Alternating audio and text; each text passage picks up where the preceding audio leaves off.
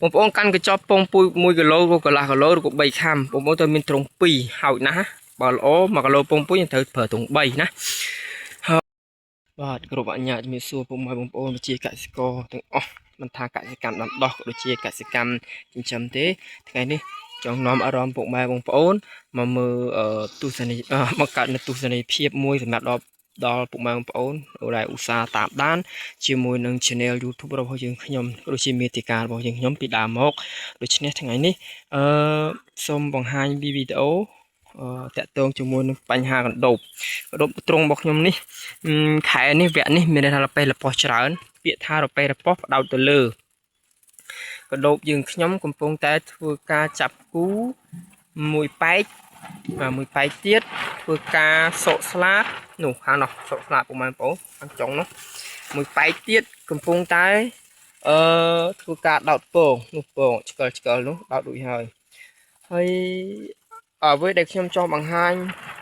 ផ្ដោតធំជាងគេដល់បងប្អូនវិជាកសិករដៃថ្មីឬក៏មិនចង់ចិញ្ចឹមទេតែចូលចិត្តមើលចូលចិត្តទស្សនាខ្ញុំសូមបង្ហាញក៏ដូចជាសមាជិកមួយដែរមិនមែនជាវីដេអូបង្រៀនទេគ្រាន់តែជាបង្ហាញនៅបទពិសោធន៍ខ្ញុំជួបមិនមែនជាគ្រូឯកទេសចេញពីកសិកម្មចិញ្ចឹមដែរត្រឡប់មកវិញកណ្ដូបរបស់ខ្ញុំទៅពេលលប៉ោះនោះវាមាន3សន្តានទី1មានអកៈដែលរៀបចំរៀបខ្លួននឹងដោះរៀបខ្លួននឹងសក់ដោះស្លាប់ហើទី2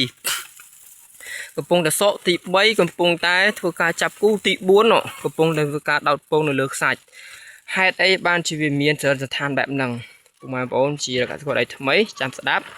ដោយសារតែមូលហេតុនៃការភ្ញាស់ពងពូជក្នុងកេះស្នោបរិមាណមិនខ្វល់ថាបរិមាណ1ខាំឬក៏2ខាំ1កន្លះគីឡូឬក៏1គីឡូទេណាដល់រាបណាយើងប្រើត្រង់តែមួយនៅក្នុងបរិមាណពងពូជយើងនៅក្នុងកេះស្នោបាននោះវាធ្វើឲ្យយើងនឹងជួបប្រទះបញ្ហាបែបហ្នឹងណាវាជួបបញ្ហានោះកដោបនៅលើខ្សាច់ហ្នឹងគឺវាលោតដែរវាអត់ទាន់ដោះស្លាប់ដោយសារតែវាមុនក្រោយណាបងប្អូននិយាយខ្លីអូកលាច្រើនពេកនិយាយខ្លីគឺយើងវាមានច្រើនស្ថានដោយសារតែយើងវាញាស់ក្នុង4ថ្ងៃវាញាស់អត់អស់ទេ5ថ្ងៃក៏វាញាស់នៅសល់ទីទួចដោយសារតែកត្តាថែទាំពងពូជរបស់យើងអត់មានការមានន័យថាយើងរវល់ច្រើននឹងមានញឹកច្រើនអត់បានថែទាំទៅណាភ្លេចមួយថ្ងៃទៅភ្លេចមើលសំណើមអីចឹងណាអញ្ចឹងធ្វើឲ្យការលូតលាស់នៃការញាស់ហ្នឹងវាញាស់លពេលប៉ោះដូច្នេះជាកំហុសមួយណាដូច្នេះពុកម៉ែបងប្អូនជាកសិករដៃថ្មីមើលហើយយកទៅអនុវត្តទៅឃើញកំហុសឆ្គងរបស់ខ្ញុំទាំងបានចូលទៅកែច្នៃទៅគោលបំណងរបស់ខ្ញុំធ្វើវីដេអូនេះមិនចង់ឲ្យបងប្អូនដៃថ្មីខ្ញុំចង់ឲ្យបងប្អូនដៃថ្មីហ្នឹងប្រើវិធានការទី1ប្របែកត្រង់ណាបងប្អូនកាន់កញ្ចប់ពងពុយ1គីឡូឬកន្លះគីឡូឬក៏3ខាំបងប្អូនត្រូវមានត្រង់2ហើយណាបើល្អ1គីឡូពងពុយយើងត្រូវប្រើត្រង់3ណាមិនបាច់ធុងធំទេធុងម៉ែត្រគុណនឹង2ម៉ែត្របានហើយបើសិនជាប្រើប្របែកធុងក្នុងបរិមាណត្រង់2គីឡូ1គីឡូកន្លះគីឡូទៅ1គីឡូណាមកបែកត្រង់វិធីសាស្ត្រការបែកត្រង់ខ្ញុំធ្លាប់ធ្វើវីដេអូក្នុង channel របស់ខ្ញុំពីមុនដែរប៉ុន្តែខ្ញុំសូមសាររំលឹកឡើងវិញថានៅពេលដែលកដោបយើងញាស់បាននៅក្នុងកេះស្នោយើងហ្នឹងញាស់បាន3ថ្ងៃមានន័យថាថ្ងៃទី1វាបើកមុខបានន័យថាវាញាស់មកពេលប៉ោះភាសាបើកមុខមានន័យថាវា10ក្បាល20ក្បាល60ក្បាលឡើងហ្នឹងកុំអារាប់ត្រាប់តែស្អែកឡើងឃើញវាញាស់ខ្លាំងវាសក្បោះអត់ខ្ចោះមើលទៅសប្បាយភ្នែកអូខេពុកម៉ែបងប្អូនយកវាជាថ្ងៃទី1ទៅចាប់ដើមរាប់វាថ្ងៃហ្នឹងទៅថ្ងៃ1ស្អែកឡើងញាស់ខ្លាំងយ៉ាងទៀតថ្ងៃ2អូខេចប់2យប់ហើយ2យប់2ថ្ងៃបងប្អូនយកអាកេះស្នោអេសលទាំងបាល់ម៉ានទៅដាក់ទ្រុងមួយទៀតទ្រុងជាកិច្ចបង្ហើយបុណ្យណាទ្រុងហ្នឹងជាកិច្ចបង្ហើយបុណ្យហើយពុកម៉ែបងប្អូន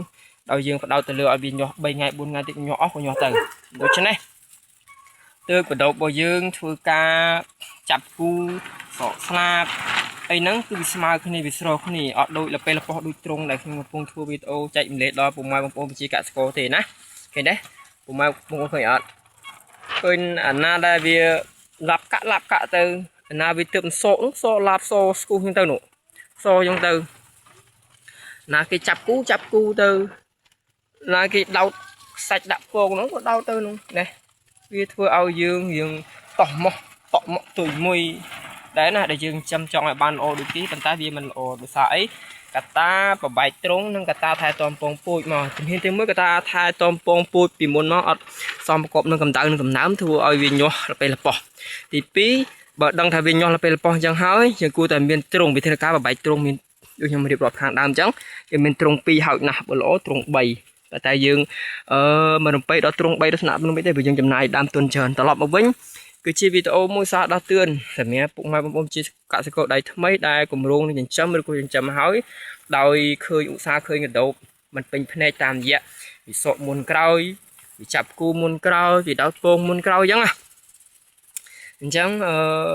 មានវីដេអូប៉ុណ្ណេះសម្រាប់ចែកម្លែកដល់ពុកម៉ែបងប្អូនដែលឧស្សាហ៍ទស្សនានៅមាតិការបស់យើងខ្ញុំក៏ដូចជាតាម Subscribe ឬក៏ជាវនៅ Channel របស់យើងខ្ញុំអូខេជីសារដាស់តឿនហ្នឹងហើយអរគុណច្រើនពុកម៉ែបងប្អូនសម្រាប់ពុកម៉ែបងប្អូនដែលមានចម្ងល់ជាមួយនឹងវិស័យចិញ្ចឹមកដោបពុកម៉ែបងប្អូនអាចcall ឆាតតាម Telegram ឬជា comment ទៅលើ Channel YouTube របស់យើងខ្ញុំមកមានឱកាសពេលទៅនេះខ្ញុំនឹងព្យាយាមដោះស្រាយឆ្លើយតបបងប្អូនយល់អូពុកម៉ែបងប្អូនអាច call មកលេខទូរស័ព្ទដែលខ្ញុំដាក់នៅលើ description ឬជាក្នុងវីដេអូហ្នឹងទៅឬក៏ជាឆាតតាម Telegram ប្រព័ន្ធ account ទូរស័ព្ទមួយហ្នឹងពុកម៉ែបងប្អូនហ្នឹងហើយមានវីដេអូចែកម្លែកប៉ុណ្ណេះអាចមានចំណងអាចសួរបានហើយសូមអធិស្ឋានរកការអត្ថាធិប្បាយដែលមិនសមប្រកបជាមួយប្រតិទឹកចិត្តពុកម៉ែបងប្អូនរបស់គ្នាជួបគ្នានៅវីដេអូក្រោយទៀត